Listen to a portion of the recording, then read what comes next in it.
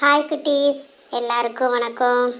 இன்னைக்கு நம்ம என்ன பார்க்க போகிறோம்னா வீட்டில் வளர்க்கும் செல்ல பிராணிகள் பார்க்கலாமா. ஃபஸ்ட்டு பார்க்க போகிறது பூனை, அடுத்து நாய், இது பசுமாடு, இது ஆடு, செம்பரி ஆடு, கிடா, வாத்து, குதிரை, பன்றி, முயல், சேவல்,